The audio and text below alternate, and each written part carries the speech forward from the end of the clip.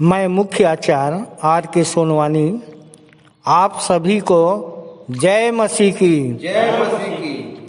आज की ऑनलाइन रविवारी आराधना शुरू हो रही है। आप लोग पूरी तैयारी के साथ बाइबिल, गीत पुस्तक, पेन कॉपी लेकर आराधना के लिए बैठ जाइए। आज की आराधना परमेश्वर पिता, पुत्र प्रभु यीशु मसीह और पवित्र आत्मा के नाम से प्रारंभ करते हैं। आमीन। आमीन। स्तुति आराधना के प्रारंभ में हम एक छोटी प्रार्थना कर लेंगे बहन लक्ष्मी यादव की अगुवाई में। मेरा नाम लक्ष्मी यादव है और विश्वासी मंदिर आते हुए मुझे 20 साल हो गए और मैं भी शैतानी शक्ति से ग्रसित थी और परमात्मा की खोजी थी और यही मंदिर में आकर के आने लगी तो प्रभु ने मेरा दुष्ट आत्मा को निकाला और मुझे चंगा भला किया और मेरे यहाँ अन्न की गति होती थी और परमेश्वर की आशीष से अब वो घटी भी पूरी हो गई। अब हम लोग अच्छे से, हमें किसी प्रकार की कोई कमी घटी नहीं है। आइए हम प्रार्थना करें। सर्वशक्तिमान दयालु पिता परमेश्वर, एक बार फिर हम बड़े धन्यवाद के साथ आपके चरणों के पास आते हैं और आपका तहे दिल से धन्यवाद करते हैं। आपने हमें पूरे हफ्ते भर संभाला है और हर प्रकार की बीमारियों से, रोगों से आपने हमें बचाया है और हम सुरक्षित आपके सम्मुख उपस्थित हो सके, सब भाई बहन उपस्थित हो सकते, इसके लिए धन्यवाद करते हैं। धन्यवाद करते हैं आप हमारे लिए एक इमानुएल रहनुमा बनके हमारे बीच में आप आए और हमें शांति का संदेश, सुसमाचार हमें आपने दिया, उद्धार हमें दिया, इसलिए हम तहे दिल से आपका धन्यवाद करते हैं। प्रार्थना करते हैं जो भी आज संदेश सुनाया जाता है, भेंट लिया जाता है और गीत गाया जाता है, उसमें आप हमारी अगुवाई करिए। शुरू से लेके अंत तक आपकी महिमा हो इसमें। और प्रभु जी, इस छोटी सी प्रार्थना को बड़े धन्यवाद के साथ अपने जीवित पवित्र उद्धारकर्ता प्रभु यीशु मसीह के नाम में मांगते हैं। आमीन। परमेश्वर की महिमा में बड़े आनंद से हम कुछ गीतों को गा लेंगे।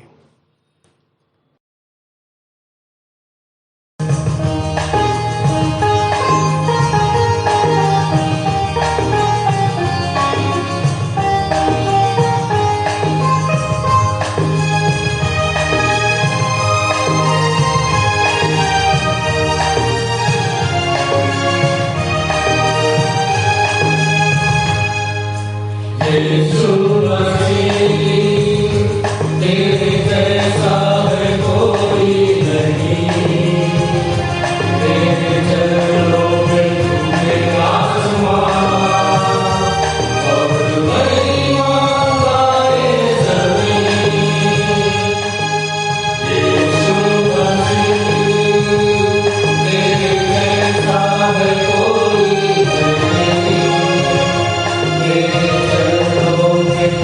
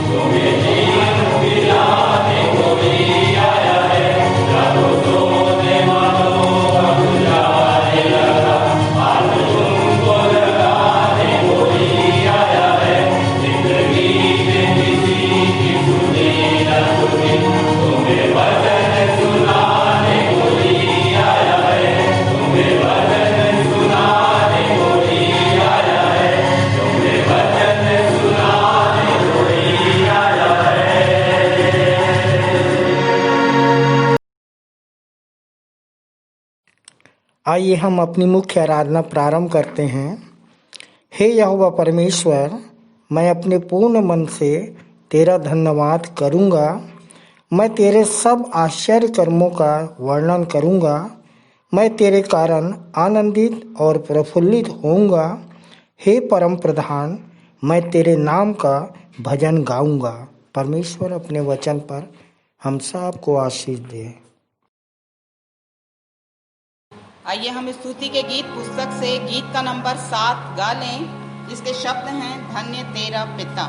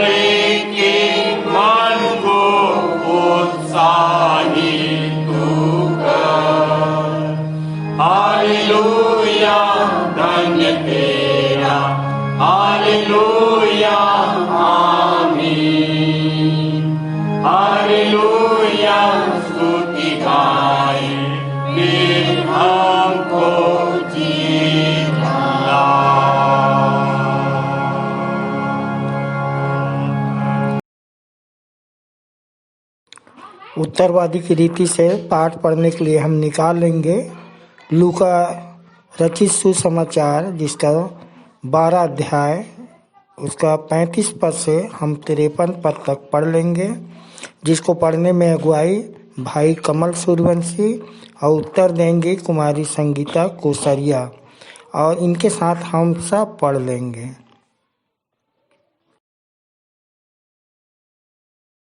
सबको जय मसीह। मेरा नाम कमल कुमार कोसरिया है। मैं नरोती कापा से हूँ और मुझे प्रभु में आए लगभग 4.5 वर्ष हो चुके।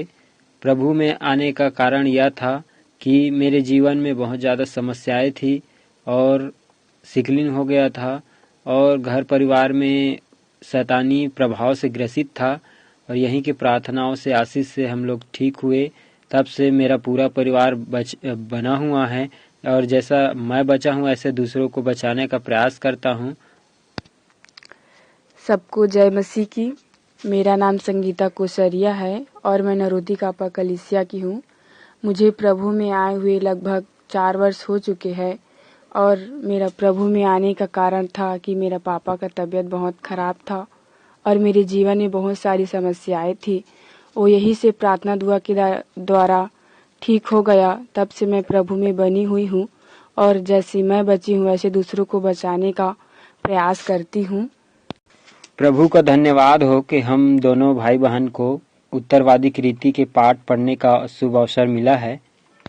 आइए नीली वाली बाइबल से निकाल लेंगे लूका रचित सुसमाचार उसका 12वां अध्याय का 35 पद से 53 पद तक पढ़ लेंगे, जो नीली वाली बाइबल में 110 पृष्ठ क्रमांक पर पाया जाता है। पहला पद मैं पढ़ूंगा और दूसरा पद बहन के साथ आप सभी लोग पढ़िएगा। तुम्हारी कमर कसी रहे और तुम्हारे दीपक जलते रहे। उन मनुष्यों के समान बनो जो अपने स्वामी की जब वह ब्याह के भोज से लौटकर आता है प्रतीक्षा करते रहते हैं कि जब आकर द्वार खटखटाए तो तुरंत खोल दे। धन्य है वे दास जिन्हें स्वामी आकर सतर्क पाए। मैं तुमसे सच सच कहता हूँ कि वह अपनी कमर कसकर उनकी सेवा करेगा और उन्हें भोजन करने बैठाएगा और स्वयं आकर परोसेगा। चाहे वह रात को 12 बजे या प्रातः 3 बजे आए, पर उन्हें सतर्क पाए तो वे दास धन्य हैं। यह निश्चय जानो कि यदि गृह स्वामी जानता कि चोर किस समय आएगा तो वह अपने घर में सेंध लगने न देता।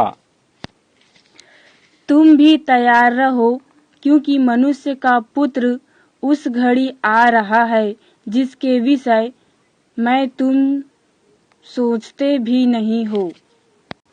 तब पतरस ने कहा, हे प्रभु, क्या तू यह दृष्टांत केवल हमसे ही कह रहा है या सब लोगों से? प्रभु ने कहा, ऐसा विश्वास योग्य और समझदार भंडारी कौन है जिसे उसका स्वामी अपने सेवकों के ऊपर अधिकारी नियुक्त करे कि वह उन्हें ठीक समय पर भोजन सामग्री दे।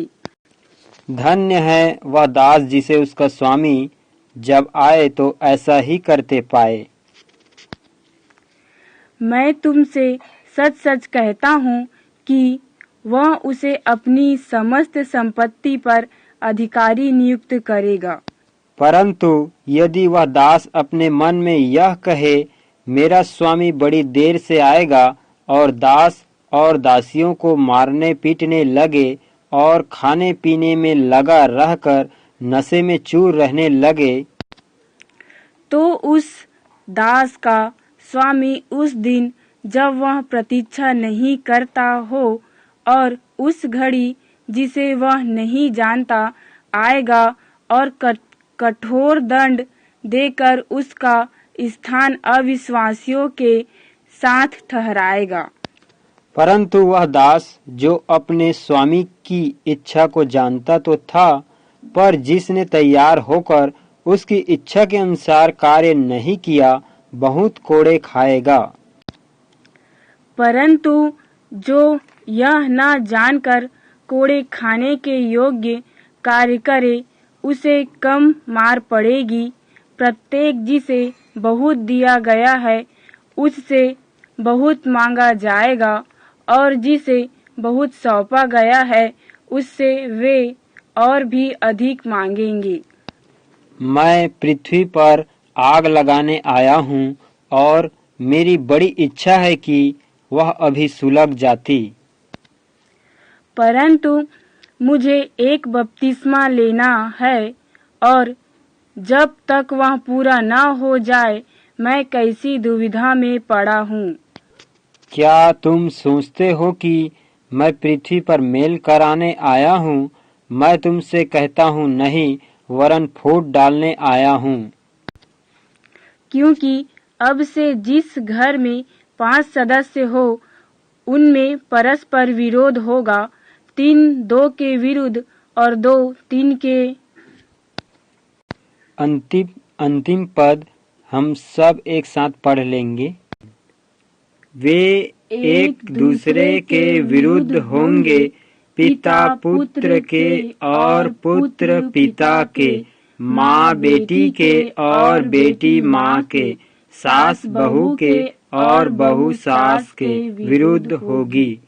प्रभु परमेश्वर अपने वचन के पढ़े और सुने जाने पर हम सबको आशीष दे। सबको जय मसीह की।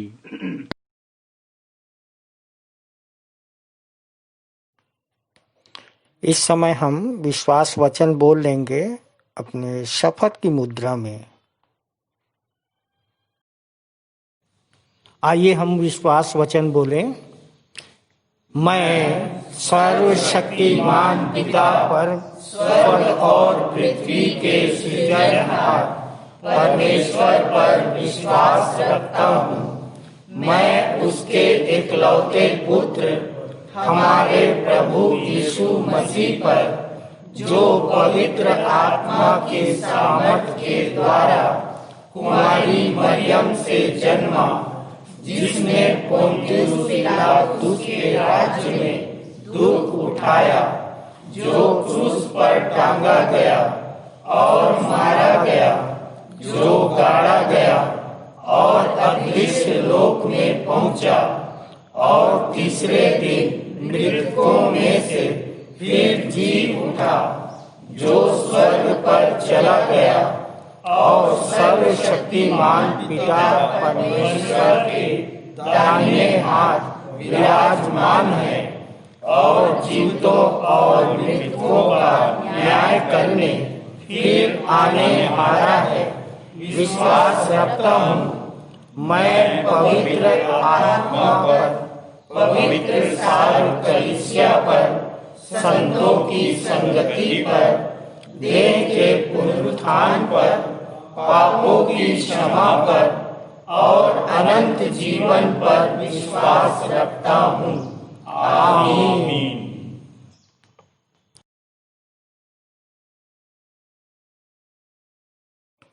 इस समय हम प्रारंभिक पास्टोरल प्रार्थना में जाएंगे और प्रार्थना में अगुवाई हमारे आचार्य चंद्रशेखर देव तिवारी शास्त्री जी करेंगे।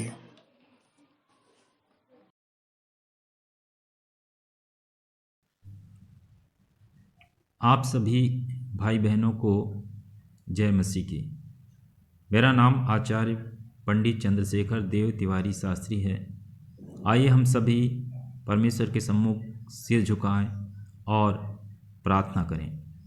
महान सामर्थी परमेश्वर पिता अनुग्रहकारी प्रभु जी, यीशु मसीह नासरी के नाम में हम तेरे पास आते परमेश्वर पिता और धन्यवाद देते हैं हर एक आशीष और हर एक उपकार के लिए। धन्यवाद देते हैं आपके सद्भुत और महान प्रेम के लिए कि तूने प्रभु जी मानव मुक्ति के लिए प्रभु यीशु मसीह को इस दुनिया में भेजा। उसने क्रूस पर प्राण दिया, लहू बहाया और उसके लहू बहाए जाने से हमारे पापों की क्षमा है। प्रभु जी प्रेमी पिता, हम धन्यवाद देते हैं परमेश्वर पिता हर एक आशीष और हर एक उपकार के लिए। धन्यवाद देते हैं परमेश्वर पिता कि प्रभु जी एक बार फिर से रविवार के दिन में प्रभु जी आपके सम्मुख उपस्थित होकर हमें आराधना करने का जो अवसर मिला है उसके लिए भी धन्यवाद देते हैं परमेश्वर पिता। प्रभु जी हम प्रार्थना और विनती करते परमेश्वर पिता आज की आराधना में हमारी अगुवाई करें प्रभु जी, और विश्वासी मंदिर से जुड़े हुए एक एक भाई और बहनों के लिए हम प्रार्थना करते हैं प्रभु जी कि सभी लोग आत्मा और सच्चाई से तेरी आराधना स्तुति करें, आपकी महिमा में गीतों को गा सके प्रभु जी।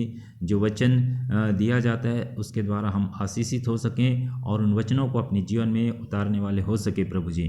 हम प्रार्थना करते हैं विश्वासी मंदिर से जुड़े हुए एक एक भाई बहनों के लिए, संचालक, सह संचालक, आचार्यगण, सह आचार्यगण, सहायक सह आचार्यगण और उनके पूरे परिवार के लिए प्रभु जी। उनके जीवन में, उनके परिवार पर तेरी आशीष में हाथ हो परमेश्वर पिता।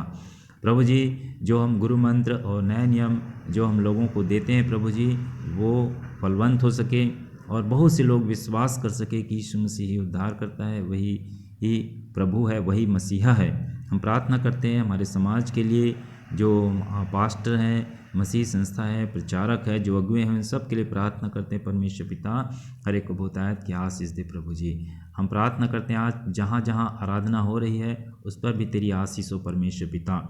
आज जो वचन की संगति करते हैं प्रभु जी, जो संदेश गीत कविता प्रस्तुत किए जाते हैं उस पर भी तेरी आशीष हो परमेश्वर पिता, कि हम उसके द्वारा हम दर्शन प्रकाशन की बातों को जान सके प्रभु जी। हम प्रार्थना करते विश्वासी मंदिर के द्वारा जो कार्य चलाए जा रहे हैं उस पर भी तेरी आशीष हो परमेश्वर पिता। हम विनती करते हैं प्रभु जी, जो बीमार है, जो समस्या में है, जो शैतानी शक्ति से ग्रसित है प्रभु जी, इन सब को छुटकारा और चंगाई प्रदान करना परमेश्वर पिता, और हर एक की मन की इच्छा यीशु मसीह के नाम में पूरी हो सके प्रभु जी। न केवल ये लोग शारीरिक रूप से चंगाई पाए बल्कि आत्मिक रूप से भी स्वस्थ हो सके परमेश्वर पिता। हम प्रार्थना करते हैं हमारे देश के लिए, राज्य के लिए, जो मंत्री अधिकारीगण हैं उसके लिए हम प्रार्थना करते हैं परमेश्वर पिता, उनकी भी अगुवाई करें कि देश का सही रूप से संचालन हो सके और हमारे देश में शांति बनी रहे और तेरे वचन के प्रचार में किसी प्रकार से कोई रुकावट ना हो परमेश्वर पिता। हम प्रार्थना करते हैं प्रभु जी, वर्तमान में जो समस्याएं हैं, जो महामारी फैली हुई है, इससे आप ही हमें निजात दिला सकते परमेश्वर पिता। आप ही महामारी से बचाने वाला परमेश्वर पिता है। अतः प्रभु जी, इस महामारी से हम सबको बचा के रखें, यीशु के लहू से सुरक्षित रखें प्रभु जी, और हमें गवाही दे सके परमेश्वर पिता कि तूने हमें सुरक्षित और संभाल कर रखा है। प्रेमी पिता, हम सब बातों के लिए धन्यवाद देते हैं, आपकी स्तुति आपकी महिमा करते हुए प्रार्थना यीशु मसीह के मधुर और मीठे नाम में होकर करते हैं, आमीन। आप सभी को जय मसीह की। ये समय है संदेश का और इस समय हम 2 संदेश सुन लेंगे। पहला संदेश हमारे सह संचालक श्री आशीष जलाल जी के द्वारा, जिनका विषय है अपने अंदर निरंतर झांकना है, अपने अंदर निरंतर झांकना है और सिद्ध करने वाले यीशु की ओर ताकना है। इनका संदेश इब्रानियों 12:1-2 पर आधारित है। दूसरा संदेश बहन श्रीमती गुड्डी श्रीवास्तव के द्वारा, जो रायपुर से हैं। विषय है इनका लुभाने वाली बातों में नहीं बहना है, लुभाने वाली बातों में नहीं बहना है, नए मनुष्यत्व को पहने रहना है। इनका संदेश कुलुस्से 2:8 एवं 3:10 पर आधारित है। आइए हम संदेश सुने।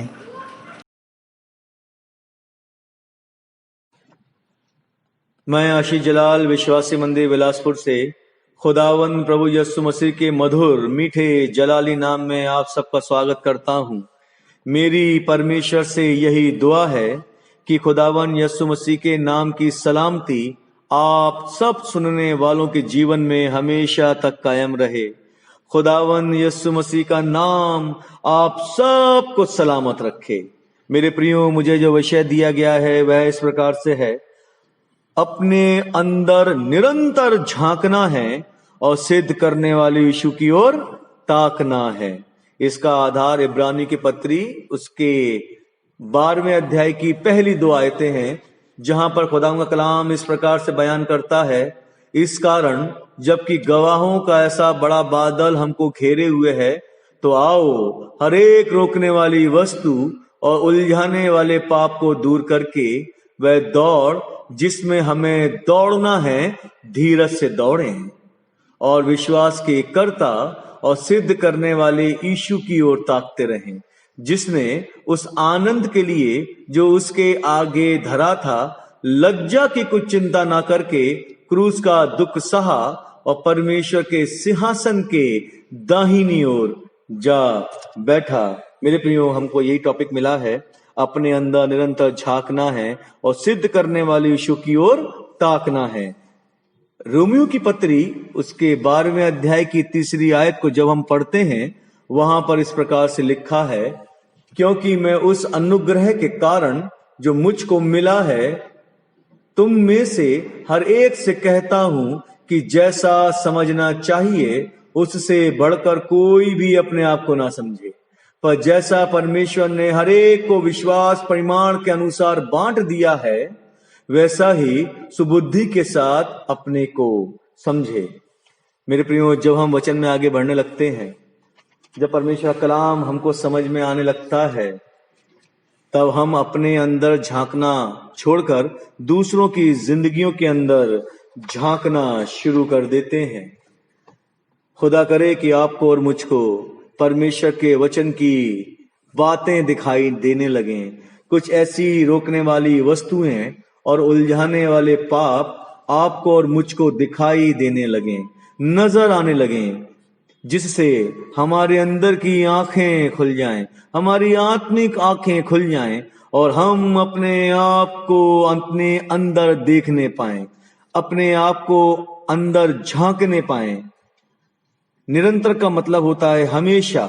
जब तक हमारी सांसें चल रही हैं, जब तक खुदा ने आपको और मुझको जिंदगी दी है, क्योंकि शैतान भूखे शेर की मानिंद हमेशा निरंतर इस ताक में रहता है कि वो आपको और मुझको मसीह की दौड़ से वंचित करे, रोक दे, उलझाने वाले पापों में फंसा ले। मेरे प्रियो, खुदावंद चाहता है कि वो हमारी मदद करे। वो तमाम रोकने वाली वस्तुओं को, उलझाने वाले पापों को निकाल दे और वो तमाम बातें हमारी जिंदगी में डाल दे जिसमें आपकी भलाई हो, आपके द्वारा परमेश्वर की भलाई हो, जिन बातों से बरकतें मिलें, आशीषें मिलें, खुशियां हों, क्योंकि बाइबल के अनुसार हमारा परमेश्वर गड़बड़ी का परमेश्वर नहीं है। अगर कहीं हमने अपने अंदर झांकना बंद कर दिया है तो यकीनन शैतान को मौका मिल जाएगा और वो हमको रोकने वाली वस्तुओं से और उलझाने वाले पापों में फंसाकर हमारा संबंध खुदावंद से खत्म कर देगा। और आप वचन में संगति में रहते हुए भी खुदावन की आज्ञा को, उस महान आदेश को पूरा नहीं कर पाएंगे। खुदावन के पीछे चलना छोड़ देंगे और सारी खुशियां समाप्त होना शुरू हो जाएंगी। आपकी और मेरी जिंदगी तबाह और बर्बाद होने लगेगी। हो सकता है हम में से कई भाई, कई बहनें ऐसी हों जो यह कहती हों, एक वक्त था, हाँ एक वक्त था कि मैं अपनी जिंदगी में खुदावंद के पीछे चलती थी, खुदावंद के पीछे चलता था, खुशियां मेरे घर में थी, इत्मीनान, सुकून आप हमारी जिंदगी में था। लेकिन पता नहीं कुछ ऐसी बातें हमारी जिंदगी में आ गईं, उलझाने वाली बातों की वजह से लोगों से गिला शिकवा हो गया, नाराजगी हो गई, मनमुटाव हो गया, जिसकी वजह से खुशियां जाती रहीं, जिंदगी तबाह और बर्बाद होने लगी है। मेरे प्रियो, वो कौन सी रोकने वाली वस्तु, उलझाने वाले पाप हैं जो हमको मसीह की दौड़ से वंचित कर देते हैं? वे कौन सी बातें हैं? खुदावन कहता है कि उन बातों को निरंतर हमें अपनी जिंदगी के अंदर झांकना है। विश्वासी मंदिर के बोर्ड क्रमांक 2 के अंदर पाप के विषय में साफ साफ बता दिया गया है। इसके बावजूद भी कुछ ऐसी बातें हैं जो हमको मसीह की दौड़ने से रोक देती हैं, और यही वो रोकने वाले बातें हैं, उलझाने वाले पाप हैं। प्रियो, जब हम इफिसियों की पत्री उसके 11वें अध्याय को पढ़ते हैं 25वें आयत से लेकर 32वें आयत तक, तब हमको तमाम ऐसी बातें मालूम पड़ती हैं जो हमको मसीह की दौड़ने से रोक देती हैं, हमको उलझा देती हैं, हमको गिरा देती हैं। गवाहियां हमको घेरे हुए हैं। तमाम गवाहियों को देखने के बावजूद हम मसीह की दौड़ने से वंचित हो जाते हैं। इफिसियों की पत्री 11वां अध्याय उसकी 25वीं आयत को जब हम पढ़ते हैं, वहां पर इस प्रकार से लिखा है, इस कारण झूठ बोलना छोड़कर हरेक अपने पड़ोसी से सच बोले, क्योंकि हम आपस में एक दूसरे के अंग हैं। हाँ मेरे प्रियो, खुदा का कलाम इस प्रकार से बयान करता है कि तुम्हारा जो झूठ है, तुम्हारे जो झूठ बोलने की आदतें हैं, वह तुमको उलझा देती हैं। कई दफा हमारे झूठ बोलने के कारण लोगों के रिश्ते खराब हो जाते हैं। अगर हमारी जिंदगी में झूठ होगा तो हमारे परिवारों में फूट पड़ेगी, रिश्ते बिखरते चले जाएंगे, घर तबाह और बर्बाद होता चला जाएगा, चाहे फिर वो परिवार हो, चाहे फिर वो कलीसिया हो। कई दफा हम अपने गुरु से, अपने अगुओं से भी झूठ बोलते हैं। मेरे प्रियो, मत्ती रचित सुसमाचार उसके 21वें अध्याय के अंदर 31वीं आयत के अंदर परमेश्वर खुदावंद यीशु मसीह इस प्रकार से कहते हैं, मैं तुमसे सच कहता हूं कि महसूल लेने वाले और वेश्याएं तुमसे पहले परमेश्वर के राज्य में प्रवेश करते हैं। सोचने का विषय है मेरे प्रियो कि ऐसा क्या है वेश्याओं के पास में, ऐसा क्या है महसूल लेने वालों के पास में। मेरे प्रियो, वो ईमानदार हैं, वेश्या ईमानदार है, महसूल लेने वाले, ब्याज का धंधा करने वाले ईमानदार हैं। मेरे प्रियो, जब हम 28वें आयत से पढ़ते हैं, वहां 2 पुत्रों का दृष्टांत है। वहां पर यीशु मसीह कहते हैं, किसी मनुष्य के 2 पुत्र थे। उसने पहले के पास जाकर कहा, हे पुत्र, आज दाख की बारी में काम कर।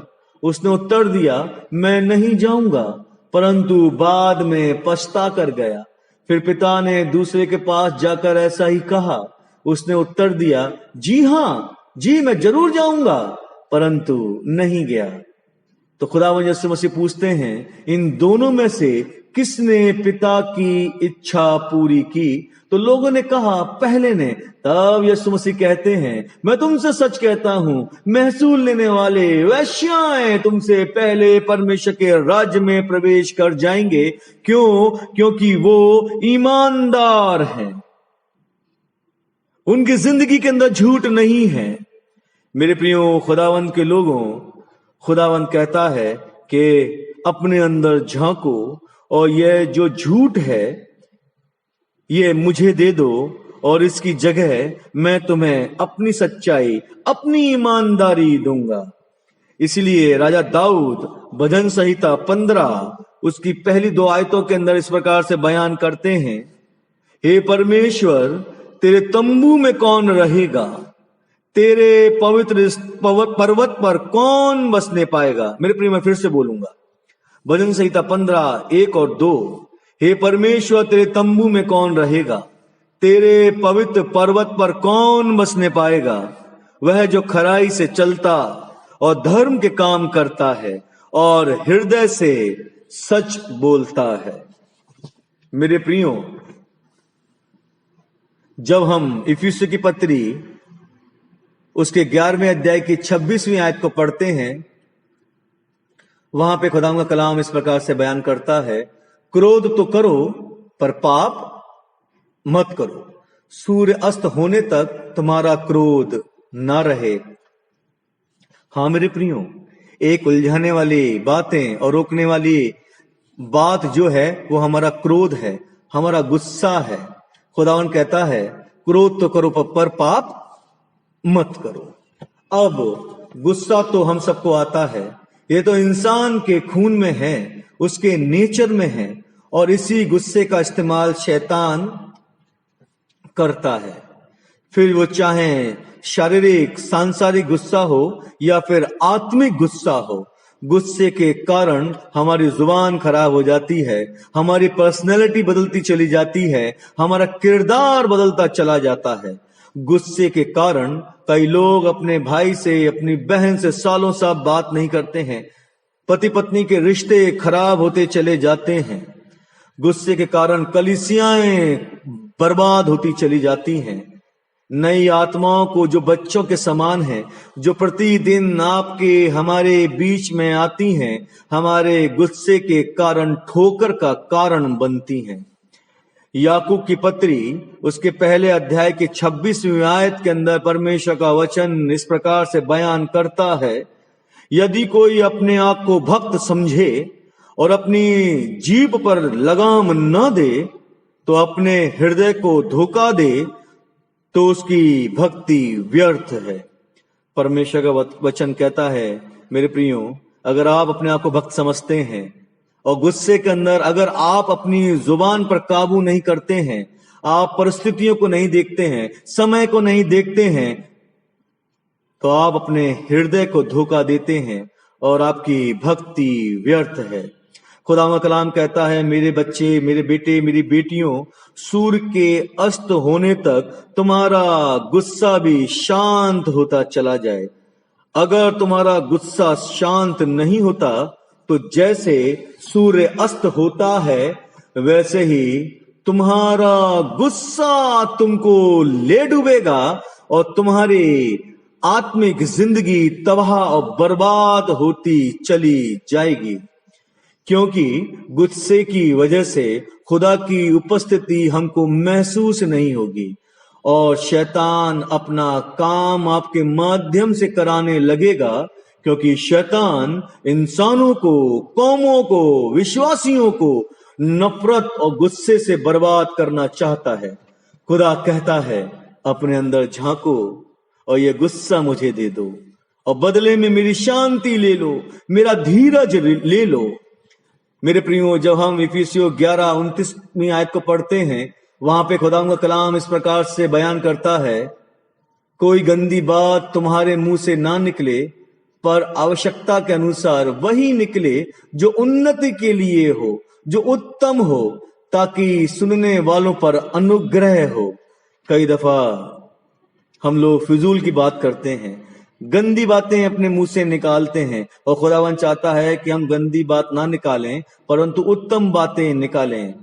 कई दफा खुदा के साथ चलते चलते हमारी सोच, हमारी विचार फजूल बातों की ओर, बेकार बातों की तरफ चले जाते हैं और हमारी जुबान से गंदी बातें निकलने लगती हैं। इन गंदी बातों को बोलकर हम एक दूसरे को बदनाम कर देते हैं। ऐसी बातों से किसी का भला नहीं होता खुदावन के लोगों। इन बातों से किसी की उन्नति नहीं होती है, हम और उलझते चले जाते हैं। ऐसी बातों से लोग खुदा के घर आना बंद कर देते हैं। खुदा चाहता है तुम्हारे मुंह से उन्नति की बातें निकलें, अनुग्रह की बातें निकलें, ताकि सुनने वालों पर अनुग्रह हो। खुदावन के लोगों, खुदावन कहता है कि हर प्रकार की करवाहट, प्रकोप, क्रोध, कलह, निंदा, बैरभाव, ये तमाम बातें हमको आत्मिक रूप से उलझा देती हैं, हमारे रास्तों को रोकती हैं। इन्हीं बातों को हमें अपने अंदर झांकना है, देखना है और उन तमाम बातों को दूर करना है। खुदावन यीशु मसीह बोलते हैं, ला मेरे बेटे, ला मेरी बेटी, ये तमाम बातें, रोकने वाली वस्तुओं को, उलझाने वाली बातों को तुम मुझे दे दो। मैं तेरी जिंदगी से इन तमाम बातों को दूर कर दूंगा। और इसके लिए हमको निरंतर सिद्ध करने वाले यीशु की ओर ताकना है। इसलिए ताकना है क्योंकि तीतुस 2:14 के अनुसार खुदा ने अपने बेटे यीशु मसीह को हमारे लिए दे दिया कि हमें हर प्रकार के अधर्म से छुड़ा ले और शुद्ध करके अपने लिए एक ऐसी जाति बना ले जो भले कामों में सरगर्म हो।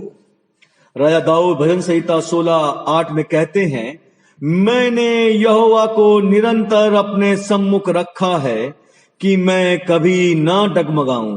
उसी प्रकार मेरे प्रियो, खुदावन के लोगों, हमको भी खुदावन यीशु मसीह को हमेशा अपने सम्मुख रखना है, हमेशा अपने सामने रखना है कि कहीं हम डगमगा ना जाएं। इसीलिए तो इब्रानियों 12:2 के अंदर लिखा है कि विश्वास के कर्ता और सिद्ध करने वाले यीशु की ओर ताकते रहें। जब तक खुदा हमारे सामने रहता है, वो सारी गंदगी को जो हमारे अंदर है हटाता रहता है और निकालता रहता है। इसलिए मेरे प्रियो, अपने अंदर निरंतर झांकना है और सिद्ध करने वाले यीशु की ओर ताकते रहना है। खुदा करे कि आपकी मेरी जिंदगी से ये तमाम बातें दूर जाती रहें और हमारी जिंदगी के द्वारा हमारी कलीसिया उन्नति करती चली जाए। खुदा करे कि आप सबको बहुत आयत की आशीषें इस वचन से मिले। आप सबको खुदावन यीशु मसीह के मधुर नाम में जय मसीह की। अपने अंदर झांकना है और सिद्ध करने वाले यीशु की ओर हमेशा ताकते रहना है, ताकि हम उन पापों से जो हमें उलझाते हैं हम उससे बच सके, सिद्धता की ओर आगे बढ़ते जाएं। सुंदर वचन के लिए हम भाई आशीष जलाल को बहुत बहुत धन्यवाद देते हैं। प्रभु बहुतायत की आशीष दे। तालियां।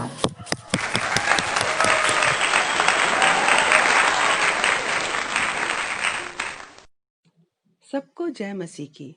मैं गुड्डी श्रीवास्तव केंद्रीय विद्यालय रायपुर में शिक्षिका के पद पर कार्यरत हूँ। मुझे प्रभु में आए 17 वर्ष हो गए हैं। मेरा आज का संदेश का शीर्षक है, लुभाने वाली बातों में नहीं बहना है। लुभाने वाली बातों में नहीं बहना है, नए मनुष्यत्व को पहने रहना है, जो कि आधारित है कुलुसियों की पत्री अध्याय 2 के 8वें एवं अध्याय 3 के 10वें पद में। मैं अपने संदेश को अपनी गवाही के माध्यम से कहना चाहूंगी, ताकि मैं यूहन्ना 3:11-12 विश्वासी मंदिर की परिचर्चा की परिधि के अंतर्गत ही संदेश दे सकूं। 19 साल पहले मेरे जीवन में एक भूकंप आया और मेरा सब कुछ तहस नहस हो गया। मेरा एक बड़ा एक्सीडेंट हो गया था और मैं एक्सीडेंट में शायद आग में जला दी जाती। उन दिनों मैं बहुत ज्यादा परेशान थी। मेरी मन की शांति कहीं खो गई थी। ऐसा लग रहा था मानो मेरे सिर से छत और पैर के नीचे से जमीन खिसक गई हो।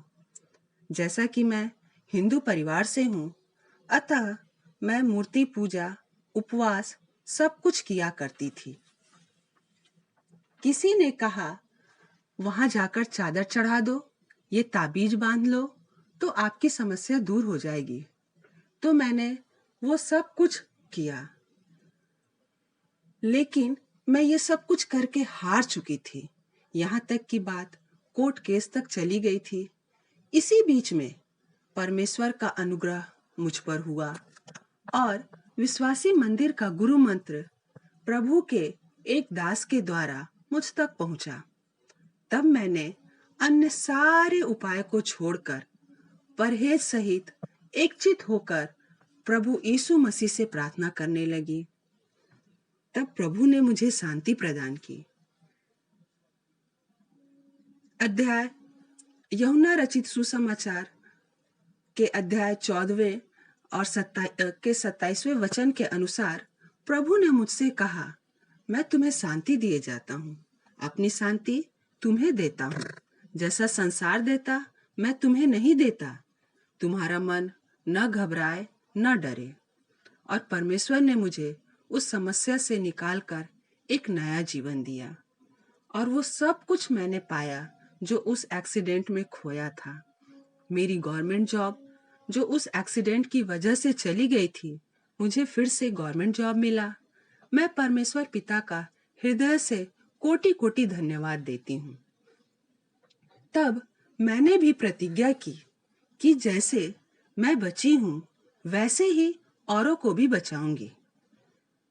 दोस्तों, जब मैंने नए मनुष्यत्व को पहन लिया और मैंने यह जान लिया कि अनंत जीवन प्रभु यीशु मसीह में ही है, मैंने माफ करना सीखा तथा मसीहा के सच्चे रास्ते पर चलना सीखा। यूं तो मसीह के रास्ते पर चलना बड़ा कठिन है, लेकिन असंभव को संभव कर दिखाने वाले प्रभु यीशु मसीह के राह में मिलती है अद्भुत शांति। और मैं उस राह पर चल पड़ी। और जब हम दुनिया की चकाचौंध ग्लैमर की लुभाने वाली सब बातों को छोड़कर अपने नए मनुष्यत्व को पहन लेते हैं और मसीह में एक नई सृष्टि बन जाते हैं।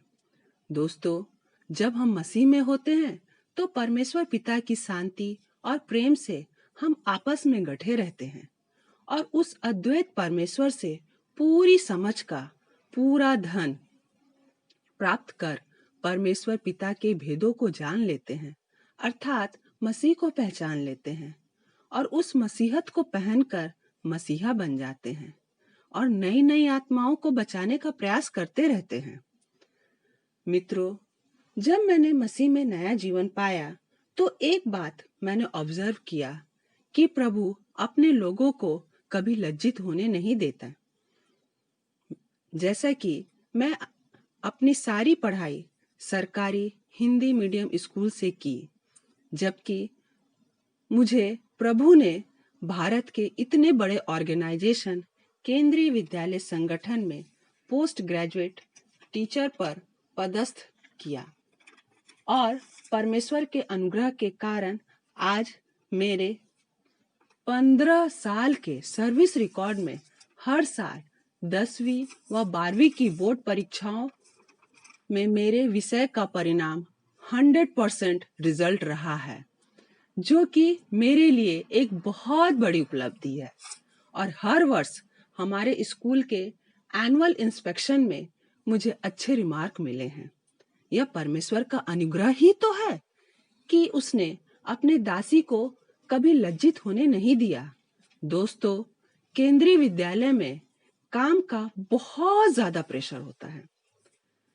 मेरे साथ कई पुराने अनुभवी टीचर एवं नए यंगस्टर टीचर हैं जो कि टेक्नोलॉजी टैलेंटेड हैं और वे कई तरीकों और उपायों से बच्चों को पढ़ाते हैं, जबकि मैं उतनी मेहनत नहीं कर पाती।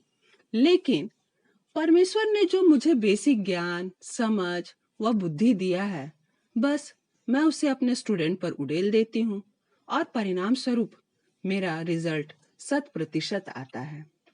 बस मेरी कोशिश रहती है कि मैं सदा अपने कर्तव्य के प्रति ईमानदार रहूं। अतः जब भी मुझे मौका मिलता है तो परमेश्वर का काम करने को तत्पर रहती हूँ और यीशु मसीह के महान आदेश का पालन करने की कोशिश करती हूँ।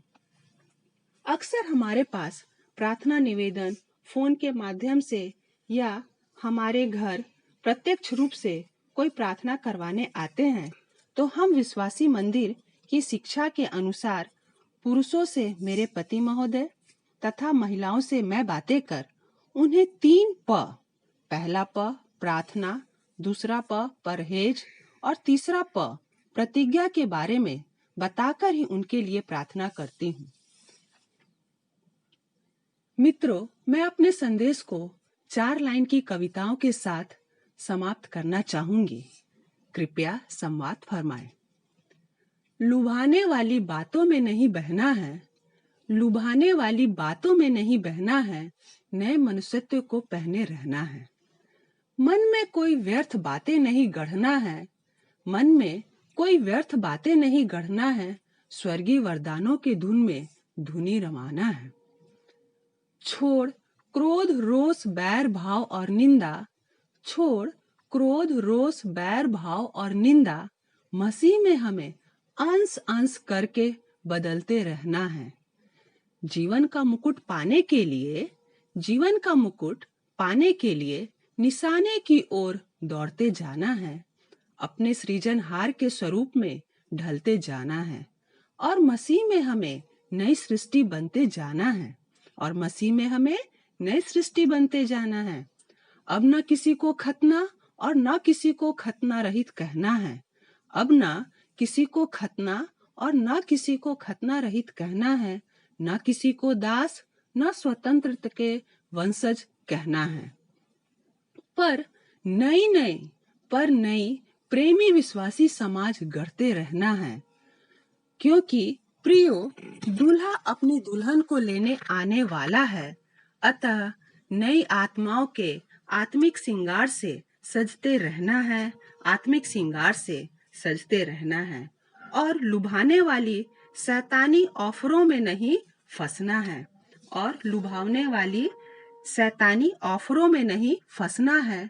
किसी का दर्द मिल सके तो लेते रहना है और दुखियों के आंसू पोंछते रहना है और यीशु मसीह के प्रेम के संदेश को फैलाते रहना है और यीशु मसीह के प्रेम के संदेश को फैलाते रहना है। आपके पाप क्षमा हो गए, ये सुसमाचार सुनाते रहना है। आपके पाप क्षमा हो गए, ये सुसमाचार सुनाते रहना है। और किसी खोजी, भ्रमित, आवश्यकमंद को सच्चे परमेश्वर से मिलाते रहना है। और नई नई आत्माएं बचाते रहना है और अपने नए मनुष्यत्व को पहने रहना है। सबको जय मसीह की। विषय पर आधारित सुंदर संदेश के लिए बहन गुड्डी को बहुत बहुत धन्यवाद। प्रभु बहुतायत की आशीष दे। तालियां।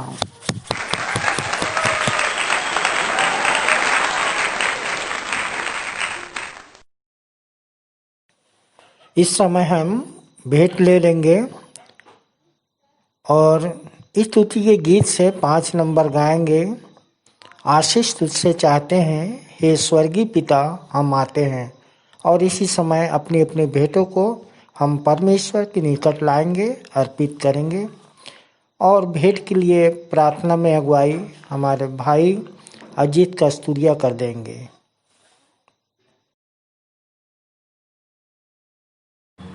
ये समय है भेंट अर्पित करने का और हम सब अपनी अपनी भेंटों को परमेश्वर के सम्मुख लाएं, परमेश्वर के समीप में लेके आएं। और इस समय हम एक गीत गा लेंगे, जो गीत स्तुति के गीत में से गीत क्रमांक 5, आशीष तुझसे चाहते हैं, हे स्वर्गीय पिता हम आते हैं।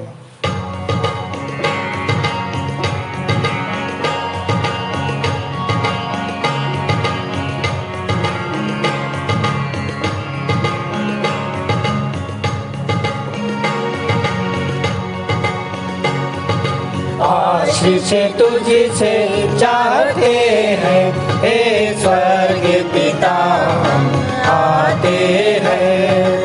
आशीष तुझसे चाहते हैं, हे स्वर्गीय पिता हम आते हैं। कोई खूबी है नालिया का, बख्शो हमको अपनी ताकत। कोई खूबी है नालिया का, बख्शो हमको अपनी ताकत। खाली दिलों को लाते हैं, खाली दिलों को लाते हैं, हे स्वर्गीय पिता हम आते हैं। आशीष तुझसे चाहते हैं, हे स्वर्गीय पिता हम आते हैं। हमने बहुत खताएं की है, रहे निकम्मे जफाएं की है। हमने बहुत खताएं की है, रहे निकम्मे जफाएं की है। शर्म से सिर झुक जाते हैं, शर्म से सिर झुक जाते हैं, हे स्वर्गीय पिता हम आते हैं। आशीष तुझसे चाहते हैं, हे स्वर्गीय पिता हम आते हैं। तुम हो शक्तिमान प्रभु जी, कुदरत तुम्हारी शान प्रभु जी। तुम हो शक्तिमान प्रभु जी, कुदरत तुम्हारी शान प्रभु जी। हम रोशन हम गाते हैं, हम रोशन हम गाते हैं, हे स्वर्गीय पिता हम आते हैं। आशीष तुझसे चाहते हैं, हे स्वर्गीय पिता हम आते हैं। बंदे को तू कभी न भूले, दुखी सहे दुनिया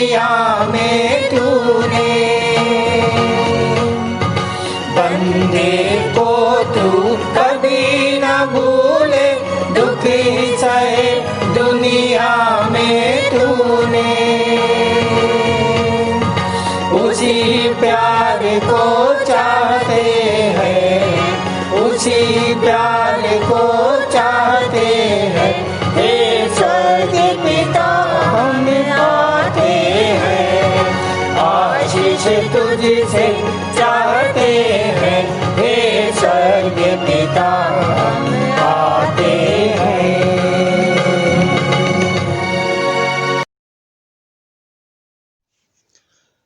आप सबों को जय मसीह की। मेरा नाम अजीत कस्तूरिया है और मैं हिंदू श्रीवंशी परिवार से आता हूँ। विश्वासी मंदिर आते 7 वर्ष हो गए हैं और विश्वासी मंदिर आने का कारण था, मेरे पिताजी मिशन हॉस्पिटल में भर्ती थे और डॉक्टर बोले किडनी ख़राब हो गई हैं और फिर कुछ दिन के बाद डिस्चार्ज कर दिए। तो हमें विश्वासी मंदिर का गुरु मंत्र नामक पर्चा मिला, जिसकी प्रार्थना से मेरे पिताजी अद्भुत रीति से, जो बहुत ही सीरियस थे, वे 1 सप्ताह में ही नॉर्मल हो गए।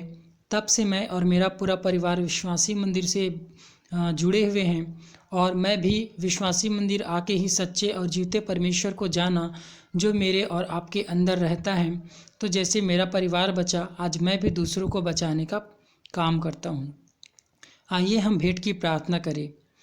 महान सामर्थी अनुग्रहकारी दयालु प्रेमी पिता परमेश्वर, एक बार फिर से बड़े धन्यवाद के साथ हमारे जीवित उद्धारकर्ता प्रभु यीशु मसीह के धन्य एवं मीठे नाम से आपके चरणों के समीप आते हैं पिता, और आपको धन्यवाद करते हैं पिता, क्योंकि आप सारे उत्तम आशीषों के देने वाले पिता परमेश्वर हैं प्रभु जी।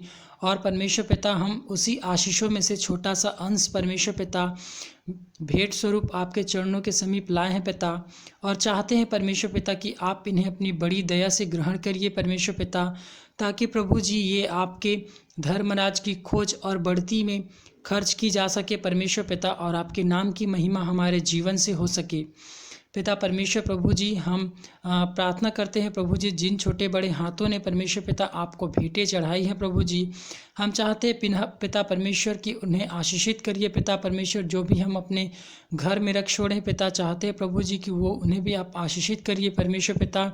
जिन्होंने परमेश्वर पिता धन्यवादी भेंट चढ़ाए हैं प्रभु, उन सबों को आपके हाथों में सौंपते पिता, कि हर एक को परमेश्वर पिता आप अपने आशीषों से माला माल करिए पिता परमेश्वर, ताकि प्रभु यही आनंद और उत्साह हमारे जीवन में हो सके और हम आपको बार बार परमेश्वर पिता धन्यवादी मन प्रकट करने वाले हो सके पिता परमेश्वर। हम प्रार्थना करते हैं प्रभु जी कि हमें मौद्रिक मानसिकता से बचाइए परमेश्वर पिता, ताकि हम निर्बलता में सामर्थ्य की को सिद्ध करने वाले हो सके परमेश्वर पिता, और प्रभु जी आपके नाम की महिमा और बड़ाई अपने जीवन से कर सके परमेश्वर पिता। हम अपने आप को जीवित, पवित्र और आपको भावता हुआ बलिदान करके चढ़ाने वाले हो सके प्रभु जी परमेश्वर पिता। ऐसे हम आपसे प्रार्थना करते हैं प्रभु जी। धन्यवाद देते हैं पिता परमेश्वर कि आप हमारी प्रार्थनाओं को सुनते हैं पिता। आगे की आराधना को आपके सर्वशक्तिमान हाथों में सौंपते हुए बड़े ही धन्यवाद के साथ इस प्रार्थना को अपने उद्धारकर्ता जीवित प्रभु यीशु मसीह के धन्य एवं मीठे नाम से मांगते हैं, आमीन।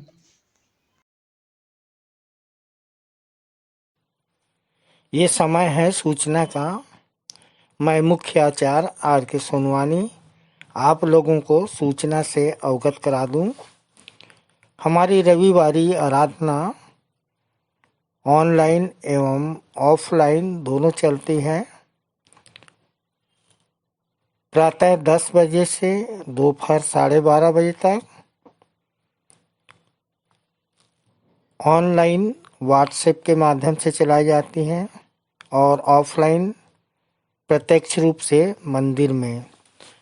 तो आराधना में जिनको जिनको जो जिम्मेदारी दी जाती है, दोनों में ही अपनी जिम्मेवारी का निर्वहन करना होगा। कृपया ये ध्यान देंगे। आपको व्हाट्सएप में भी ऑडियो बनाना है और प्रत्यक्ष रूप से मंदिर में भी आके आपको बोलना है। विश्वासी मंदिर का कैलेंडर हमारे पास उपलब्ध है और आप लोगों को बता दूं, कैलेंडर हम विश्वासी मंदिर के द्वारा जो छपवाया गया है, उसमें अपने ग्रामीण कलीसिया, शहरी कलीसिया की भी फ़ोटो लगे हुए हैं, ग्रुपिंग फ़ोटो। तो बहुत अच्छा कैलेंडर है। आप लोग मात्र 35 रुपये में प्राप्त कर सकते हैं।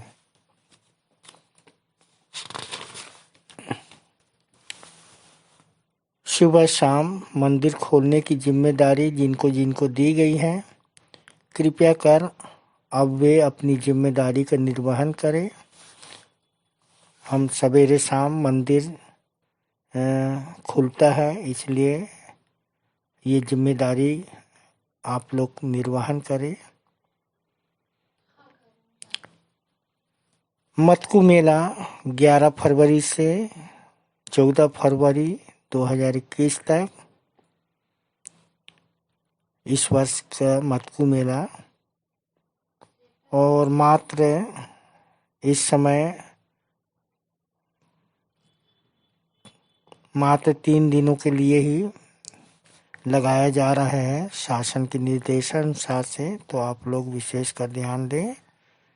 11 फरवरी मतलब गुरुवार से रविवार तक, जिसमें शुक्रवार को काव्य पठन यानी कविता और शनिवार को गीत संगीत प्रतियोगिता, और दोनों का विषय आदर्श पद पर आधारित रहेगा।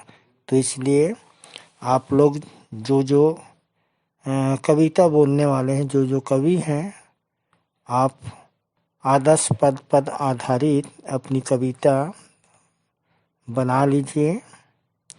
और गीत संगीत के लिए भी कि जितने भी हमारे गीत बनाते हैं वो आदर्श पद पर आधारित गीत एकल समूह बना के लाइए, ताकि हम प्रैक्टिस कर सकें। और क्वायर को भी सूचित किया जाता है कि सभी क्वायर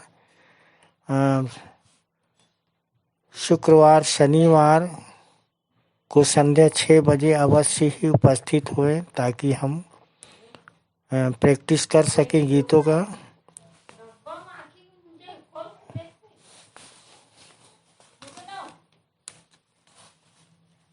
चौबीस तारीख के लिए आप लोग को सूचना स्वगत करा दूं। संचालन आचार्य VR भोसले जी के द्वारा, आरंभ की प्रार्थना भाई बंटी गंगावाने के द्वारा, उत्तरवादी पाठ 1 कुरिन्थी 2 अध्याय पूरा पढ़ने में अगुवाई बहन तेजबाई देवांगन के दोनों बेटियां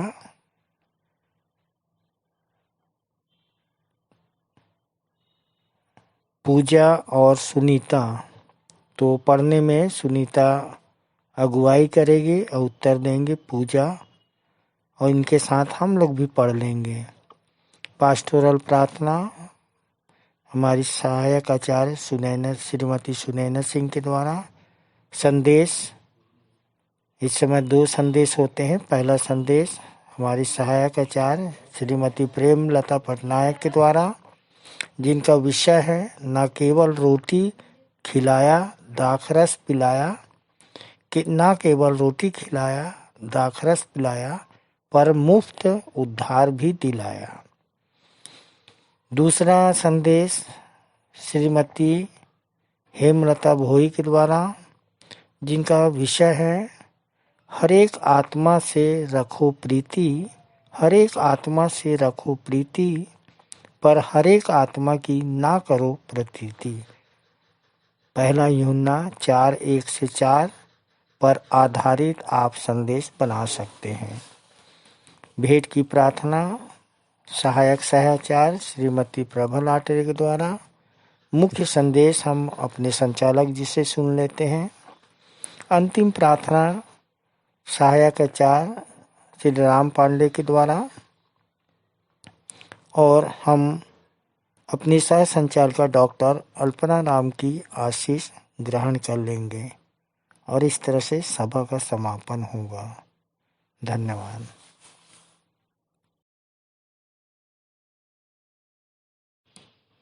अब हम मुख्य संदेश सुन लेंगे, और इस समय हम संदेश में जाएंगे। हमारे मंदिर के संचालक श्री जयेश लाल जी के द्वारा हम संदेश सुन लेंगे। इसे हम बाइबिल अध्ययन भी कह सकते हैं अपने संचालक जी के साथ में, तो आइए संदेश सुने, अपने मनों को तैयार कर लें।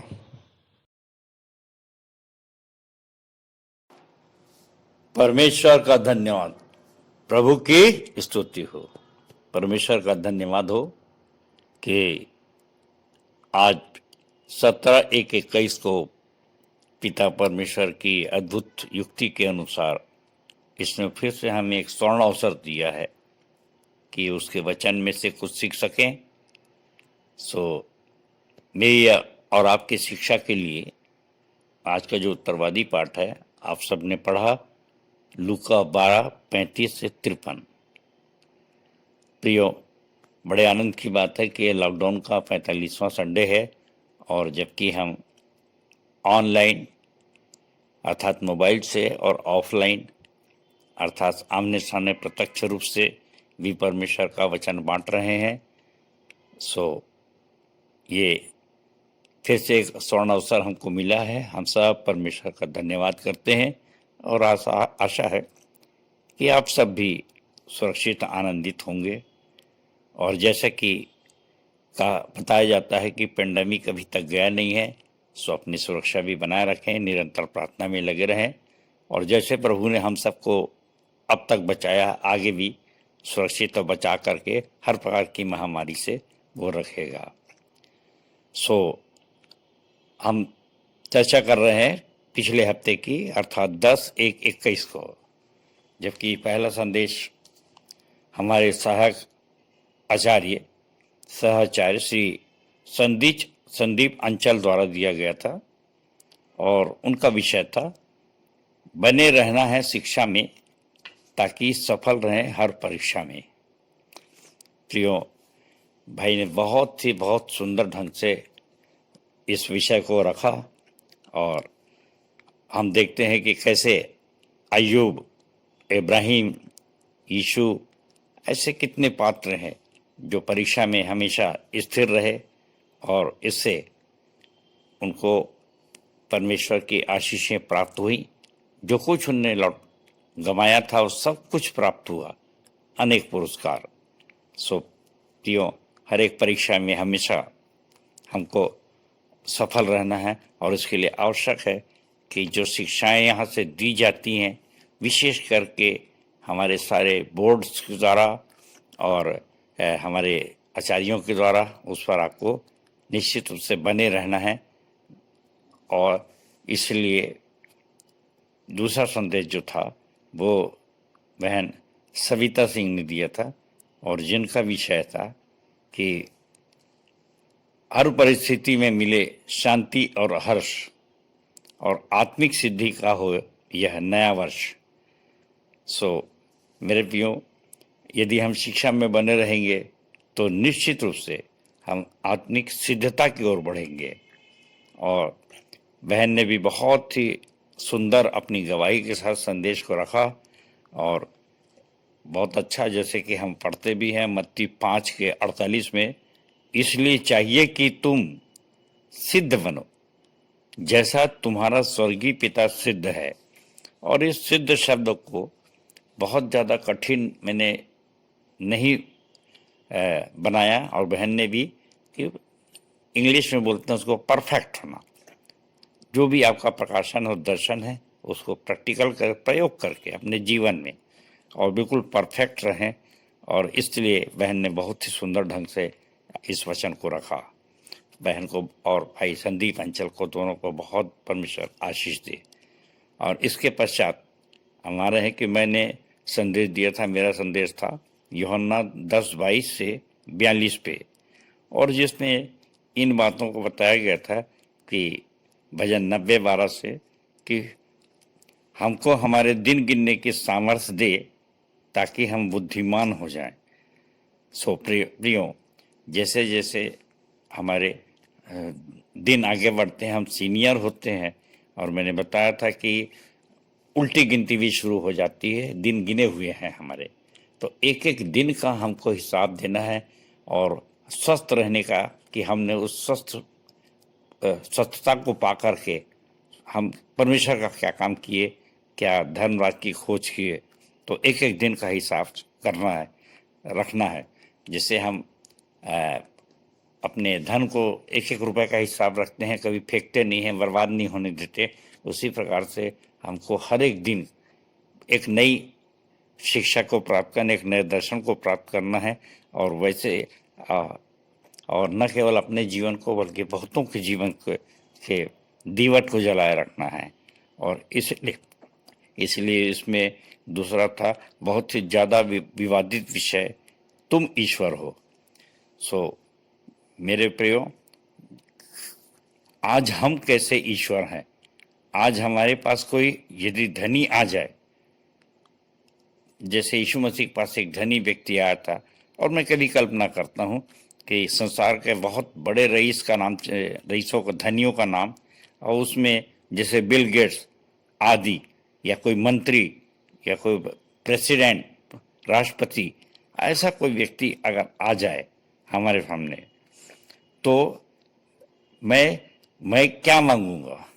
हो सकता है उससे मैं एक भव्य विश्वासी मंदिर बनाऊंगा, इतना करोड़ रुपया मेरे को दे दीजिए, भेंट दे दीजिए, या फिर यीशु मंदिर बनाऊंगा, या फिर इतने 100 एकड़ का, 500 एकड़ का मेरे को प्लाट दे दीजिए, आदि क्या क्या मांग सकते हैं।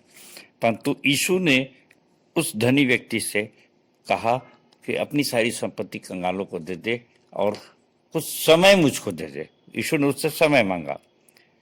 सो वह जरूर मुड़कर बड़बड़ाया होगा। और ऐसे जितने भी पात्र हैं बाइबिल में, जैसे एलीशा के समय ने गेहजी, जो उसका दास था, और वो बड़बड़ाया होगा कि इतना सोना चांदी ले करके जब वो नामान कोढ़ी आया है, तो क्यों उसकी तरफ से विदा कर दिया। इसी प्रकार से यहूदा इस्करियोती भी खूब बड़बड़ाता होगा यीशु मसीह पर। तो ये सोच लीजिए कि ये कैसे कैसे चेले रहे हैं, या कैसे कैसे लोग रहे हैं, और कैसे कैसे प्रभु के सिद्ध लोग रहे हैं। और इसका सार संक्षेप ये है कि जो चेलों से भेंट बढ़ाने के लिए जब कहना पड़े, तो हम ये कैसे कह सकते हैं कि 2 दमड़ी का भेंट सबसे बड़ी भेंट है, थोड़ा सा पैसा है। और इसलिए हमको इतनी सिद्धि होना चाहिए कि हम आशीष मांगे, जैसे यीशु मसीह ने 5 रोटी 2 मछली से 5000 लोगों को खिलाया। तो इस प्रकार की सिद्धि हमारे साथ होना चाहिए, तब तो जाकर हम सही मार्ग पे चल रहे हैं, सही सिद्धता को प्राप्त कर रहे हैं। और उससे फायदा ये है कि तब हम अंश अंश करके तेजी से स्वरूप में अवश्य बदल जाएंगे, और अपनी दीवट को हम तेज करें। नहीं तो ये जो अपन देखा था कि कैसे उसने कहा था प्रकाशित 2:5 में कि मैं तेरे दीवट को हटा दूंगा। सो इसके लिए आवश्यक है, यूहन्ना 10 के अनुसार जो हमने सारांश देखा था, वो ये है कि किसी किस्म का विवाद ना करें। और उस यीशु ने कहा, मेरी भेड़ें विवाद नहीं करती हैं, और विवाद नहीं करने के कारण से मैं उनके दीवट को हमेशा तेज करूंगा। सो मेरे प्रियो, ये विवादित जो विषय हैं उसमें आपको भी नहीं उलझना है। और इस प्रकार से ये संदेश पिछले हफ्ते का समाप्त हुआ था। और अब हम आज का उत्तरवादी पाठ पर विचार करने जा रहे हैं, लूका 12:35 से 53 पे। और इसके पहले कि इस विषय में मैं आगे बढ़ूं, यहाँ पर लिखा है जो मैंने अभी कहा दीवट के विषय में, और पिछले हफ्ते कहा था, और उसी का पहला जो पद आ रहा है 35वां पद, तुम्हारी कमरे बंधी रहें और तुम्हारे दिए जलते रहें। कमर बंधी रहे और तुम्हारे दिए जलते रहें। और पिछले सप्ताह में जो अंत किया था वो यही है कि मैं तेरे दीवट को हटा दूंगा। प्रकाशित वाक्य 2:5।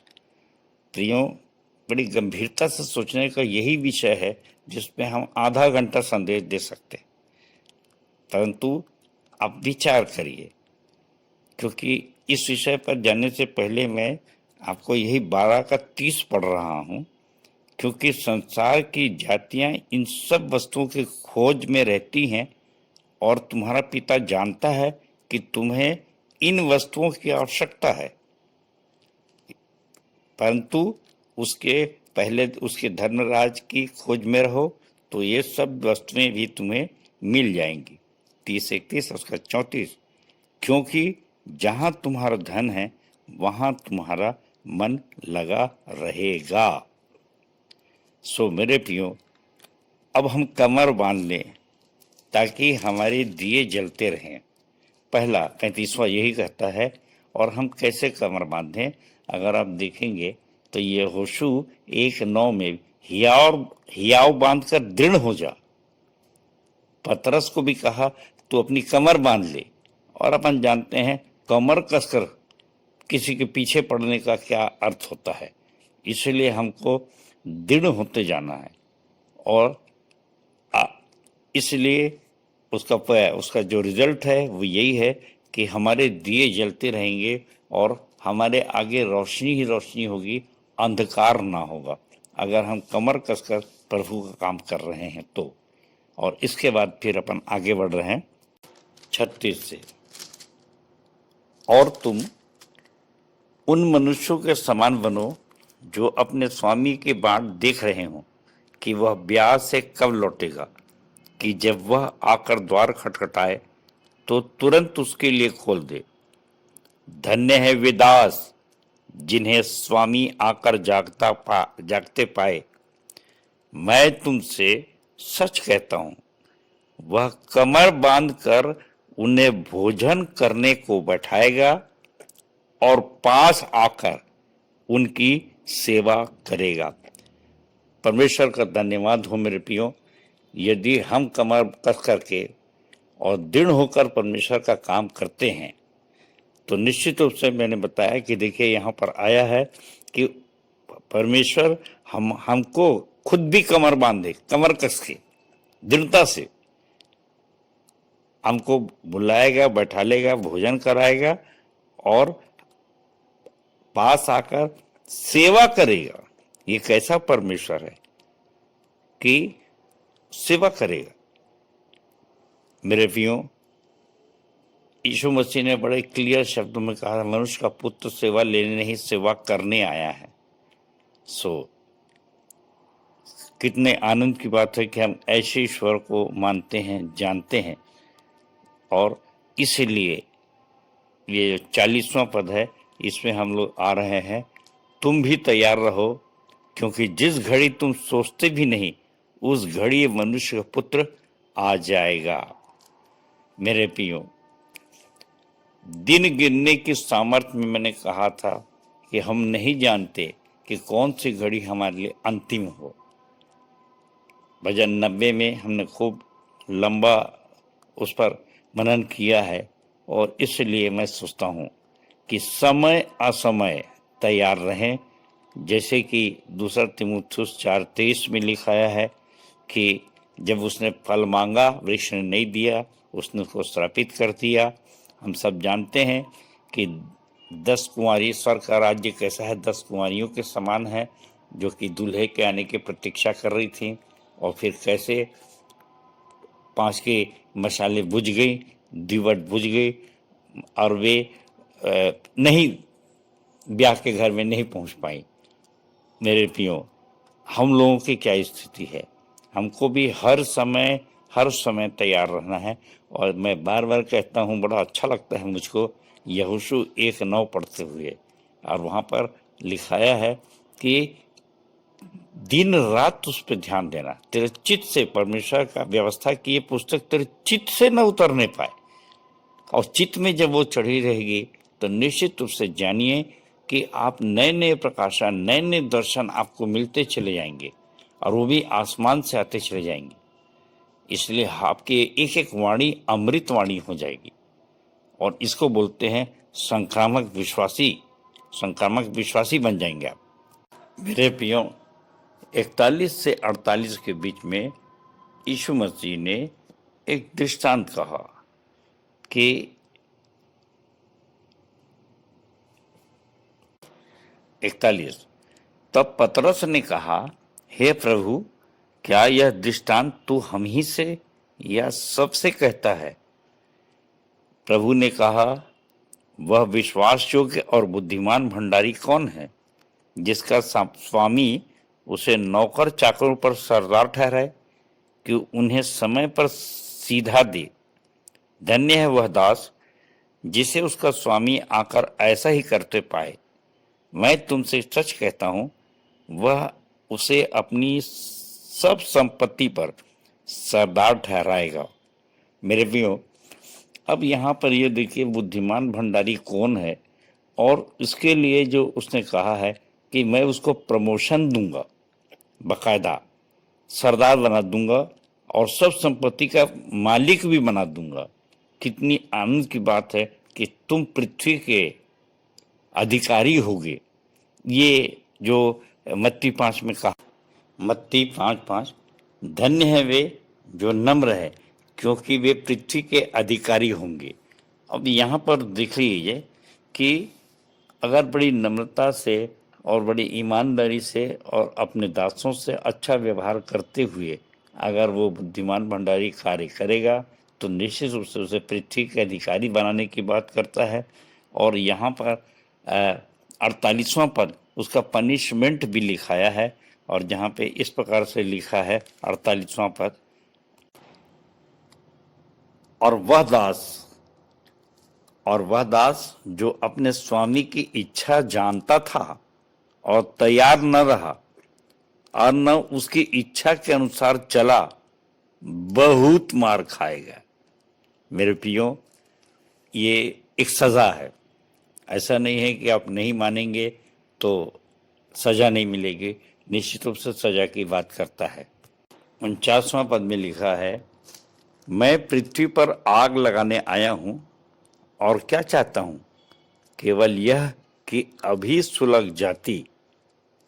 मेरे प्रियो, ये विषय बहुत ही आनंददायक है और इस पे मैं डिटेल यही कहता हूं कि आग फैलती चली जाती है। यह है वचन की आग, यह है संक्रामकता की आग, यह है प्रेम की आग, जहाँ की आगे बढ़ते जाना, सुलगते जाना है। और ये सुलगती हुई आग वचन की आग है। और इसके लिए मैंने 3 बातें नोट किया है कि पहली चीज़ है, वचन तेरे चित्त से ना उतरे, यहोशू 1:8, और उसके बाद बोलता है चेत कर, प्रकाशित वाक्य 2:5, कि तू कहाँ से गिरा। अगर तू नहीं गिर रहा है, यह आग अपना स्वरूप खत्म कर दी है, नहीं फैल रही है, आगे नहीं बढ़ रही है, तेरे विश्वास की आग, तो फिर कैसी संक्रामकता है। और तीसरी चीज है कि चिताए, सचेत कर, यह यहेजकेल 3:17, इस वचन को खा पचा।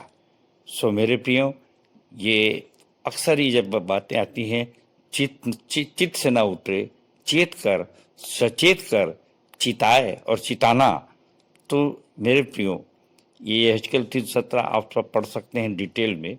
और ये सब इसलिए लिखा है कि वो आग बुझने ना पाए। और हमेशा इस बात को याद रखिए कि जब भी मैं कोई बात कहता हूँ तो पौलुस के इन शब्दों को हमेशा याद रखता हूँ कि किसी भी किस्म का विवाद स्वीकार नहीं है। 1 कुरिन्थियों 7:16 में उसने कहा है, और 1 कुरिन्थियों 7:6 में उसने कहा कि मैं कोई आज्ञा नहीं दे रहा हूँ, परंतु अगर मेरी बातें जस्टिफाइड लगती हैं तो आपकी अनुमति से उसको आप स्वीकार कर सकते हैं। सो 50वां पद देखिए, जहाँ कहता है, मुझे तो एक बपतिस्मा लेना है और जब तक वह न हो ले तब तक मैं कैसी सकेती में रहूंगा। सो एक और दुख की अपेक्षा, जितने दुख आज हमारे जीवन में आए हैं प्रभु के लिए, निश्चित रूप से उससे खूब फायदा। मैं इसीलिए कहता हूँ कि मैं कितना सौभाग्यशाली हूँ कि हार्ट अटैक आया, और भी आपके जीवन में जो पीड़ा आई वो सब आपके लिए आनंद का कारण बनी। और हमारी बहन डॉक्टर अल्पना राम भी बोलती है कि जो कठिनाई मुझको हुई, रीढ़ की हड्डी की समस्या आई, कितने आशीष का कारण बनी, कितनी गवाही हुई। तो दाऊद भी कहता है, मुझको जो दुख हुआ वो मेरे लिए भला हुआ, ताकि मैं तेरी विधियों को सीख सकूं। सो मेरे प्रियो, 50वां में यीशु मसीह कहते हैं, मुझे एक और दुख उठाना है, जब तक वो दुख नहीं उठा लूंगा तब तक मैं स्थिर दिमाग में नहीं रह पाऊंगा, अर्थात सकेती में रहूंगा, नैरो माइंडेड रहूंगा, संकीर्ण दिमाग का रहूंगा। सो बड़े दिल से सोचिए कि ये जो दुख होता है हमारे लिए कितने आशीषें लेकर आता है। और जैसे मैंने कहा कि हम उसकी आज्ञा को अगर नहीं मानते हैं तो कुछ न कुछ उसका पनिशमेंट या उसकी सज़ा या जो भी अंत में नरक ये हमको मिलना ही मिलना है। और इसी के आशा से 51 से 53 जो आखिरी पद है पढ़ने जा रहा हूँ। 51, क्या तुम समझते हो कि मैं पृथ्वी पर मिलाप कराने आया हूँ? मैं तुमसे कहता हूँ नहीं, वरन अलग करने आया हूँ। यहाँ पर देखिए, मैं तुमको भोला भाला मत समझना कि मेरे को घुमा लोगे। मैं चलता पुर्जा भी हूँ। मैं जानता हूँ कि किसको क्या इनाम देना चाहिए, किसको क्या सजा देना चाहिए।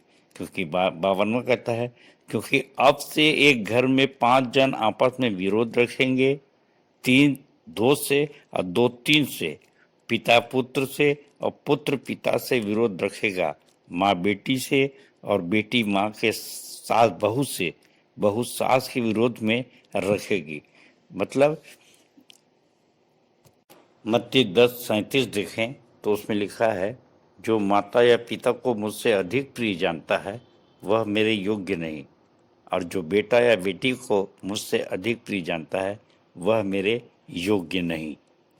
मेरे प्रियो, परमेश्वर के योग्य बनने के लिए एक सबसे अच्छी बात जो 2 तीमुथियुस 4 के दूसरे में लिखाया है, अब मैं यहाँ पे पढ़ना चाहूँगा कि तू वचन का प्रचार कर, समय असमय तैयार रह, सब प्रकार की सहनशीलता और शिक्षा के साथ उलाहना दे और डांट और समझा।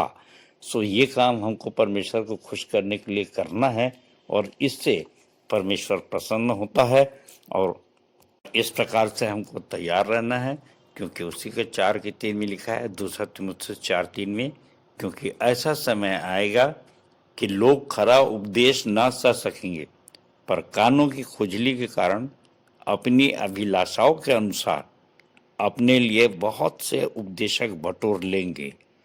मेरे प्रियो, अगर और कान सत्य से फेरकर कथा कहानियों पर लगाएंगे तो सब बातों में सावधान रह, दुख उठा, सुसमाचार प्रचार कर का काम कर और अपनी सेवा को पूरा कर। मेरे प्रियो, आज जबकि बहुत ही ज़्यादा भ्रम की स्थिति होती है वचन में, और शैतान स्वर्गदूतों जैसा उज्जवल रूप धारण करता है, धार्मिक रूप धारण करता है, हम सबको बहुत सावधान रहकर वचन में आगे बढ़ना है, जिससे कि इस जीवन में बहुतायत का जीवन और परलोक में अनंत जीवन को प्राप्त कर सकें। तो इन बातों के लिए ज़रूरी है कि हम ये बातें हमारे चित्त से न उतरने पाए, और हमको चेत करना है, और न केवल चेत करना है बल्कि दूसरों को सचेत भी करना है। और ये इस प्रकार से यदि हम दूसरों को चेताएंगे तो न केवल अपने प्राण को बचाएंगे बल्कि बहुतों को बचने का कारण बन जाएंगे। परमेश्वर अपने वचन के कहे जाने पर आशीष दे। सबको जय मसीह की, जय मसीह की और जय मसीह की। धन्यवाद।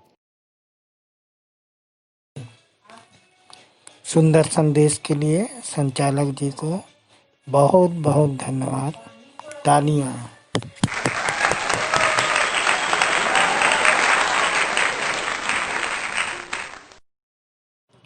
हम आराधना के अंत में हैं, एक गीत गाएंगे, अंतिम प्रार्थना, प्रभु की प्रार्थना और आशीष से आज की सभा समाप्त करेंगे।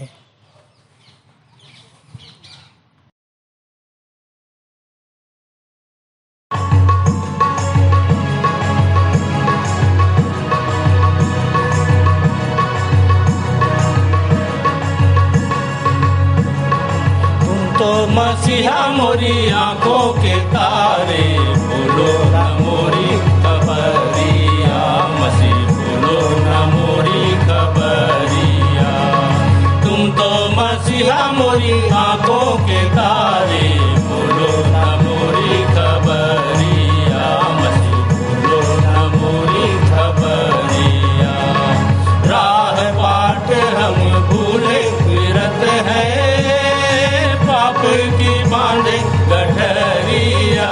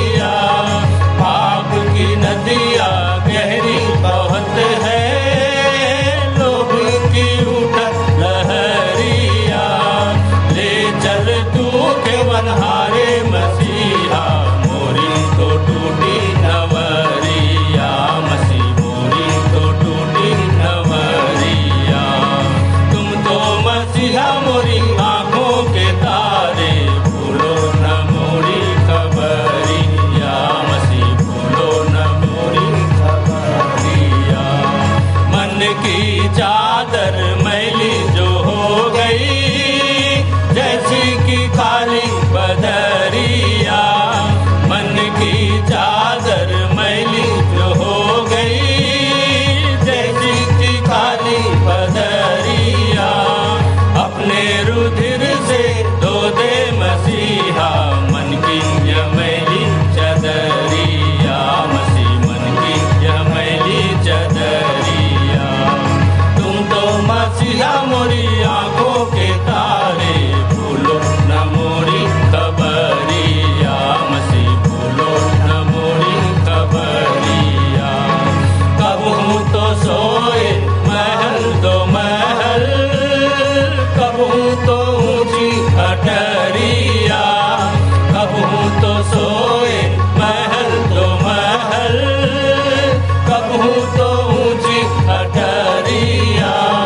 रहियो सहाई मेरे मसीहा, जब तक न सोऊं कबरिया। मसीह जब तक न सोऊं कबरिया। तुम तो मसीहा मोरी आंखों के तारे, भूलो न मोरी खबरिया। मसीह भूलो न मोरी खबरिया। यह शैतान बड़ो दुखदाई, मिलके मारे कटरिया। यह शैतान बड़ो दुखदाई, मिलके मारे कटरिया। राधन के अवगुण ढापी बचाओ, तेरी तो प्यारी नजरिया। मसीह तेरी तो प्यारी नजरिया। तुम तो मसीहा मोरी आंखों के तारे, भूलो न मोरी खबरिया। मसीह भूलो न मेरी खबरिया।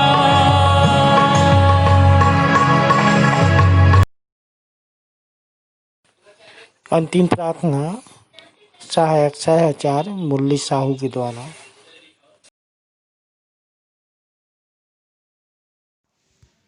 आप सबको जय मसीह की। मेरा नाम मुरली साहू है और मंदिर आते हुए लगभग 5 वर्ष हो चुके हैं। आइए प्रार्थना में जाएं। धन्यवाद धन्यवाद और धन्यवाद सर्व सामर्थी सनातन और सनातन काल के विराट परमेश्वर, हम धन्यवाद देते हैं पिता परमेश्वर। आप हर समय हर परिस्थिति में धन्यवाद देने योग्य है प्रभु जी। प्रार्थना करते हैं पिता परमेश्वर आज के वचन के लिए प्रभु जी। आपके वचन में जिस प्रकार से पढ़े हैं कि हमें परमेश्वर में विश्वास योग्य और धर्मी रहना है। यदि हम परमेश्वर में वफादार रहते हैं तो परमेश्वर के सामर्थ और परमेश्वर के आशीष हमारे जीवन में रिलीज होते हैं प्रभु जी। हम वचन में ये भी पढ़े हैं कि समय और असमय तैयार रहो और परमेश्वर के वचन को प्रचार करो। प्रभु जी, हम लाचार ना होने पाएँ, परंतु आपके वचन को प्रचार करने के लिए हम एनी टाइम तैयार रहें प्रभु जी। क्योंकि वचन में लिखा है कि तैयार रहो, क्योंकि जिस घड़ी तुम सोचते भी नहीं उसी घड़ी मनुष्य का पुत्र आ जाएगा। परमेश्वर का आगमन चोर के नहीं होगा प्रभु, किसी को पता नहीं चलेगा। इसीलिए परमेश्वर ने कहा है कि हमें तैयार रहने की ज़रूरत है। प्रार्थना करते हैं पिता परमेश्वर, आज के जो वचन हमारे जीवन के लिए बोया गया है वे हमारे हृदय में अधिकाई से पिता परमेश्वर बसने पाएँ। प्रार्थना करते हैं पिता परमेश्वर, जितने भी लोग आज पहली बार आए हैं पिता, हर एक के जीवन में आपकी आशीष हो। चाहे उनके जीवन में शारीरिक कमजोरी है, चाहे कोई बीमार है, चाहे शारीरिक कमजोरी है, चाहे पिता परमेश्वर आर्थिक समस्या है, सामाजिक समस्या है, धार्मिक कमी है, तेरे नाम से दूर हो प्रभु जी। यीशु मसीह के नाम में दूर होने पाएँ और उन लोग पिता परमेश्वर आपके गवाही के कारण ठहरने पाए प्रभु जी। प्रार्थना करते हैं पिता परमेश्वर, मंदिर के संचालक गण के लिए उनके जीवन में बहुतायत की आशीष हो, जो कि आपके वचन को बांटने के लिए दिन और रात मेहनत करते हैं पिता। कोई भी भली चीज़ की कमी घटी ना हो। पूरे आचार्यों के लिए, सहायक आचार्यों के लिए, सारे पासवानों के लिए, सारे कलीसियाओं के लिए पिता परमेश्वर आपके जीवन में, हमारे जीवन में आपके नाम से आशीष ठहरने पाएँ।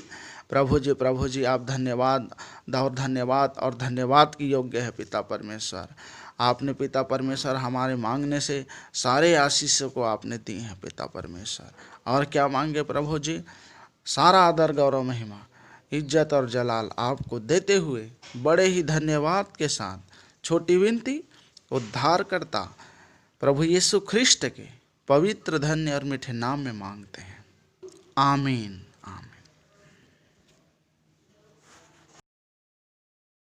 हे हमारे पिता, तू जो स्वर्ग में है, तेरा नाम पवित्र माना जाए, तेरा राज्य आए, तेरी इच्छा जैसे स्वर्ग में पूरी होती है वैसे ही इस पृथ्वी पर भी पूरी हो।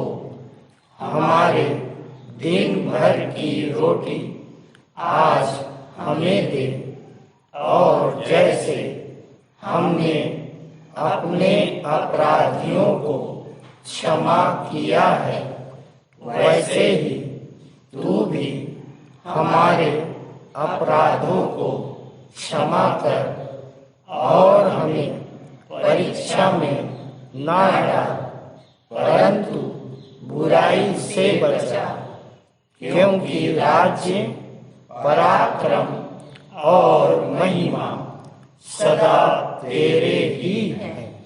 आमीन।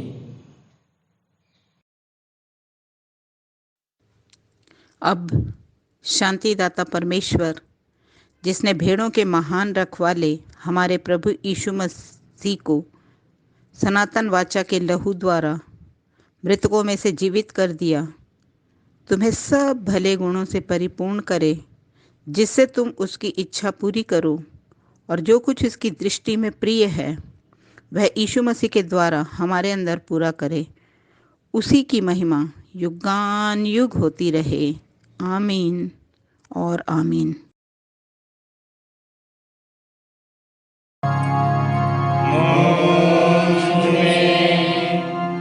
यीशु की शोभा दिखाई,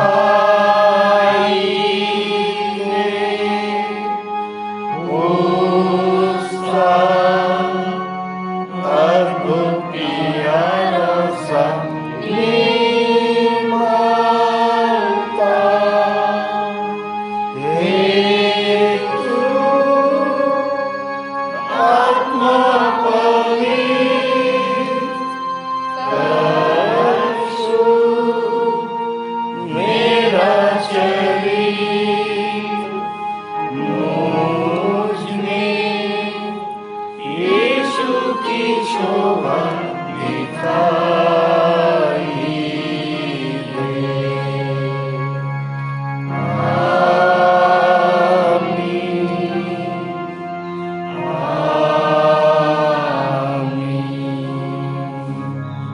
सबको जय मसीह की। जय मसीह की।